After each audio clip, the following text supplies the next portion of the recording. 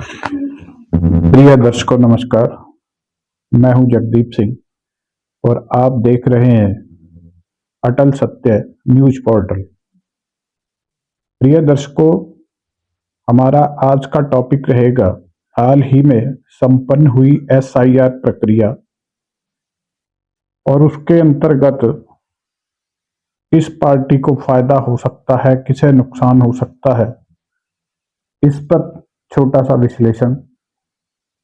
प्रिय दर्शकों, पूरे उत्तर प्रदेश का विश्लेषण कर पाना, क्योंकि उत्तर प्रदेश एक बहुत बड़ा राज्य है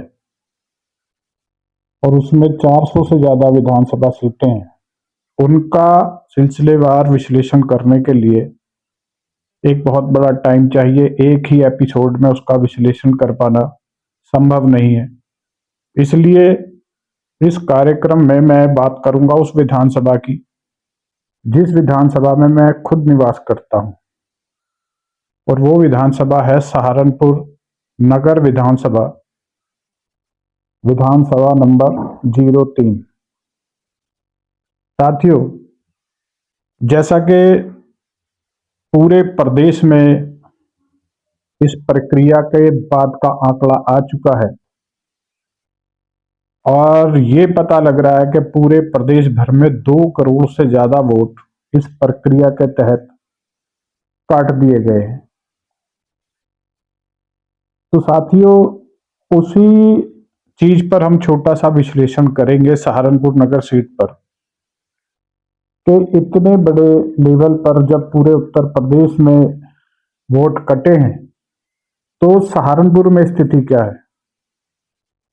साथियों, सहारनपुर नगर में भी 73,000 से ज्यादा वोट इस प्रक्रिया के तहत काटे गए हैं। जो चीजें मीडिया के माध्यम से जो आंकड़े आए हैं उससे अब ये चीजें स्पष्ट हो गई हैं कि 73,000 से ज्यादा वोट सहारनपुर के अंदर 03 विधानसभा में कट गया है।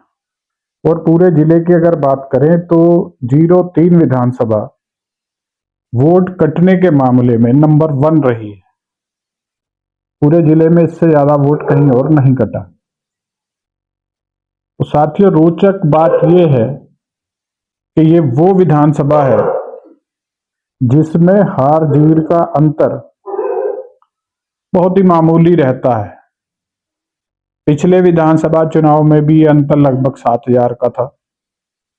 उससे पहले के चुनाव में ये अंतर लगभग 4,000 का था। 4,200-4,500 का अंतर ही हम पिछले 2-3 चुनावों से देख रहे हैं। ऐसे समय में अगर जिस विधानसभा का एक एवरेज हम मोटा मोटा मान लेते हैं कि 4-5 हजार वोटों के अंतर से हार जीत होती हो, वहां पर 73,000 वोटों का कट जाना, क्या ये मामूली बात है? क्या इससे कोई पार्टी प्रभावित नहीं होगी? और वो भी उस स्थिति में जबकि मौजूदा सरकार के एक मुख्य स्तंभ और सूबे के मुख्यमंत्री योगी आदित्यनाथ जी ने इस मामले पर अपनी पार्टी के संगठन को चेताया था। उन्होंने स्पष्ट शब्दों में कहा था कि सारे काम रोक दिए जाएं और सबसे पहले एसआईआर में पूरा संगठन जुट जाए। छोटे से बड़े प्रत्येक पदाधिकारी को उन्होंने ये निवेदन मान ले या आदेश मान ले, ऐसा कहा था। और उसके बाद जगह जगह पर फोटोएं भी खिंची, जगह जगह पर हमने देखा कि श्रेय भी लिया गया, जगह जगह पर मीटिंग्स हुई, उन मीटिंग्स की तमाम फोटोग्राफी हुई, उनके बारे में तमाम तरह का सोशल मीडिया पर प्रचार हुआ। हर स्तर पर प्रचार हुआ सोशल मीडिया पर। लेकिन जब फाइनल आंकड़े आते हैं तो सबके सामने वो स्थितियां क्लियर हो जाती हैं कि कितनी मेहनत हुई संगठन के नाते। अगर ऐसी संवेदनशील विधानसभा से 73,000 वोट कट जाते हैं, वो भी उस स्थिति में जबकि नीचे भी सरकार, ऊपर भी सरकार, डबल इंजन की सरकार, शासन भी अपना, प्रशासन भी अपना, और स्वयं मुख्यमंत्री जिस मामले में इतने गंभीर हो और वो कह रहे हो कि सारे काम छोड़कर पहले एसआईआर में लग जाओ, उसके बाद अगर 73,000 वोट कट जाते हैं ऐसी विधानसभा से, तो इसे आप क्या कहेंगे? क्या कोई ये कहेगा कि संगठन ने अपने मुख्यमंत्री की बात को तवज्जो दी? अगर तवज्जो दी तो फिर इतने वोट कैसे कट गए? कोई जवाबदेही है क्या इस चीज की? ये भारतीय जनता पार्टी के अंदर जो ये एक नया फोटोजीवी कल्चर चला है, उस फोटोजीवी कल्चर की कलाई खोल देने वाला मामला है। फोटोएं तमाम खिंची, फोटो खींचने में कोई कमी नहीं रही, लेकिन जो संगठन का काम है वो नहीं हुआ। क्योंकि इसमें थोड़ी सी चीज मैं आपके सामने रख देता हूं। वैसे तो आप बौद्धिक स्तर से संपन्न लोग हैं, लेकिन एक चीज मैं फिर भी क्लियर कर देता हूं कि राजनीति में सत्ता और संगठन ये दोनों अलग अलग चीजें हैं। सत्ता के पदों पर बैठे नेताओं का काम सरकार को चलाना होता है और संगठन के पदों पर बैठे लोगों का काम अपनी पार्टी के संगठन को चलाना होता है।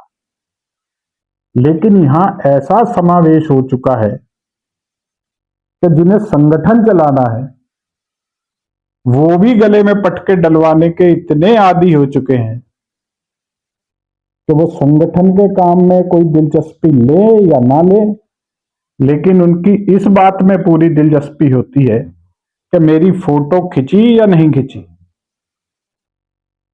वो सोशल मीडिया पे अपलोड हो रही है या नहीं हो रही, और बस इतने में ही काम की तीसरी हो रही।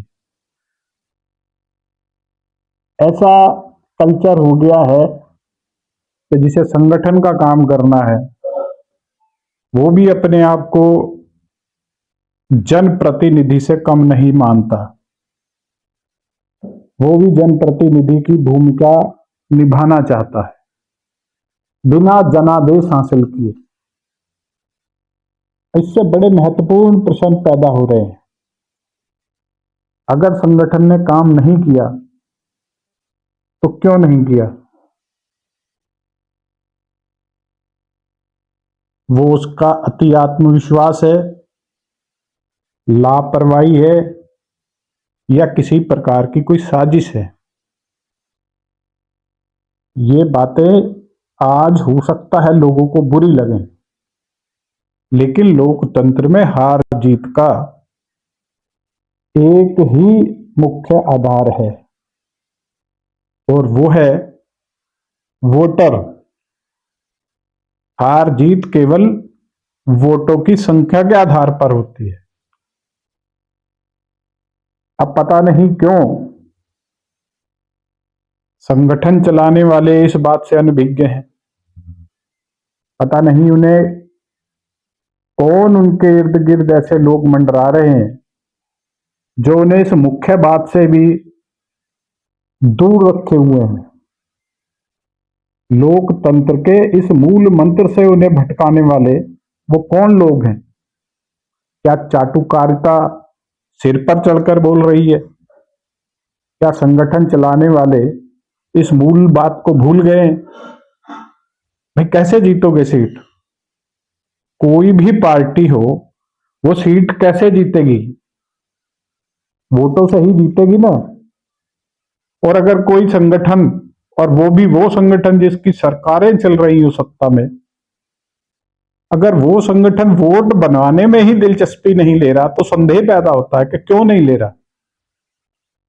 क्या उसके पास जीत का कोई और मंत्र है? वो वोट लिए बिना जीतने की कोई योजना बनाए हुए हैं, या उन्हें कोई रोक रहा है कि नहीं आपने ये काम नहीं करना? रोक रहा है तो वो कौन रोक रहा है? या वो इतने लापरवाह हैं कि उन्हें मतलब ही नहीं है कि हमारी पार्टी जीतेगी या हारेगी। वो केवल अपने खास लोगों को एडजस्ट कर, उनसे वाहवाही करवाकर, अपने गले में पटका पहनकर पार्टी का सत्यानाश कर अपने अहंकार को संतुष्ट करने में जुट गए। क्या ये गुटबाजी की वजह से हो रहा है? ये तमाम सवाल हैं। ये सवाल इसलिए पैदा हुए कि अब फाइनल आंकड़े आ चुके हैं। ये कोई हवा हवाई बातें नहीं रह गई हैं। 73,000 वोट अगर कटे हैं तो भाई उसकी जिम्मेवारी किसी की तो होगी। कोई तो कहेगा कि हाँ ये वोट कटे हैं तो उसका जिम्मेवार मैं हूं। और ये बात इसलिए महत्वपूर्ण हो जाती है कि स्वयं मुख्यमंत्री महोदय द्वारा पूर्व में चेता दिया गया था कि 4 करोड़ के लगभग वोट कट सकते हैं, इसलिए आज ही सारे काम छोड़ दो, शादी बारात सब छोड़कर केवल और केवल SIR में जुट जाओ। तो इन सारी चीजों को देखते हुए इतनी नाजुक विधानसभा पर जो ये 73,000 वोट कटे हैं, लगता नहीं कि उसकी भरपाई की जा सकेगी और पार्टी को उसका भारी खामियाजा भुगतना पड़ सकता है। ये छोटा सा विश्लेषण मैंने आपके सामने रखा। बाकी अगर कोई इस बारे में तथ्यों के साथ कोई बात करनी चाहेगा तो उसका स्वागत है। जय हिंद, जय भारत।